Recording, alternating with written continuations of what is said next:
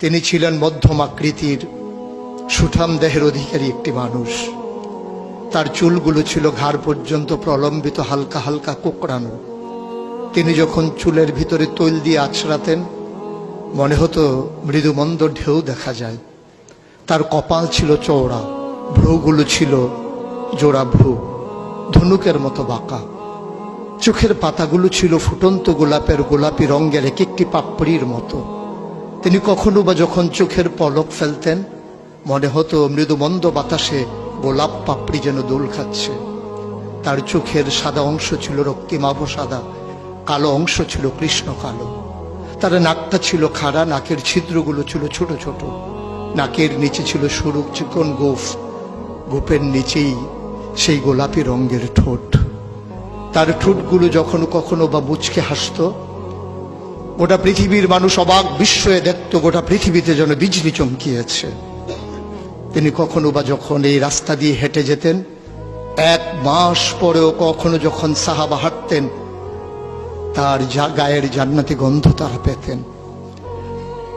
মায়েরা উম্মাহাতুল মুমিনিন যারা, তারা নবীর যখন কখনো এই ঘামে ভেজা শরীর নিয়ে ঘরে ঢুকতেন, কপালের ভিতরে মুক্তোর দানার মতো ঘামগুলো যখন জমে থাকত, মায়েরা ছোট্ট শিশি খুঁজে সেই ঘামগুলো শিশিতে ভরে জমা রেখে দিতেন, কখনো বা ঈদে কোনো অনুষ্ঠানে যেন আতর হিসেবে ব্যবহার করতে পারেন।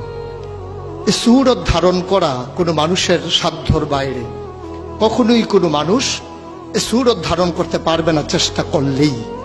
কিন্তু তার সিরত যেটা অনুকরণীয়, অনুপম আদর্শ, তিনি এসেছিলেন এই জন্যে ওয়ামা আরসালনাকা ইল্লা রাহমাতাল লিল আলামিন। তিনি ছিলেন রহমত গোটা ধরনীর জন্যে। যেমন করে আল্লাহ বলেছেন, ফাবিমা রাহমাতিন মিনাল্লাহি লিনতা লাহুম ওয়ালাউ কুনতা ফাজ্জান গালিজাল কলব লানফাদ্দু মিন হাওলিক ফাআফু আনহুম ওয়াস্তাগফির লাহুম ওয়াশাওিরহুম ফিল আমর ফাইযা আযামতা ফাতাওয়াক্কাল আলাল্লাহ ইন্নাল্লাহা ইউহিব্বুল মুতাওয়াক্কিলিন। তিনি এসেছিলেন তেমন করে। কেন তাকে পাঠানো হয়েছিল? আল্লাহ নিজেই বলেছেন, লাকাদ কানা লাকুম ফি রাসূলিল্লাহি উসওয়াতুন হাসানাহ। তিনি ছিলেন মডেল, তিনি ছিলেন আইডল, তিনি ছিলেন আইকন, তিনি ছিলেন অনুপম আদর্শ, তিনি ছিলেন উসওয়াতুন হাসানাহ। তিনি গোটা মানব জাতির জন্য সকাল থেকে সন্ধ্যা, রান্নাঘর থেকে সংসদ ভবন, তার জীবনের ব্যক্তি জীবন, পারিবারিক জীবন, সমাজ জীবন, রাষ্ট্রীয় জীবন, অর্থনৈতিক জীবন, ইন্টারন্যাশনাল রিলেশন, সকল ক্ষেত্রে তিনি ছিলেন আদর্শ, তিনি ছিলেন মডেল, তিনি ছিলেন আইকন।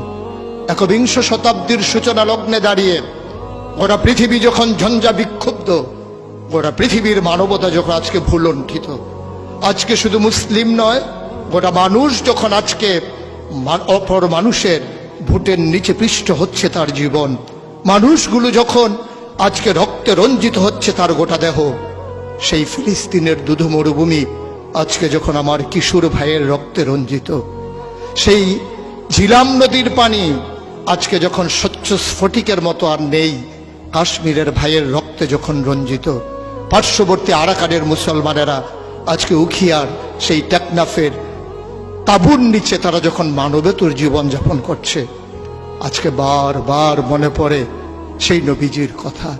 তিনি যদি আজকে আসতেন কোনো একটা ভূখণ্ডে, আমরা যদি দৌড়ে দৌড়ে তার কাছে যেতে পারতাম, গোটা মানবতা যদি বলতে পারতাম মুক্তি চাই, স্বাধীনতা চাই, ভোটের নিচ থেকে জীবন চাই, তিনি হয়তো আঁকড়ে ধরে বলতেন এখানেই শান্তি, চলে এসো উদখুলু ফিস সিলমে কাফা, তাহলেই তোমাদের জন্য প্রশান্তি, তাহলেই তোমাদের জন্য মৃত্যুর, স্বাভাবিক মৃত্যুর গ্যারান্টি। কখনোই আর ঝঞ্ঝা বিক্ষুব্ধ পৃথিবীতে তোমাদেরকে বুক পেতে দিতে হবে না বুলেটের সামনে।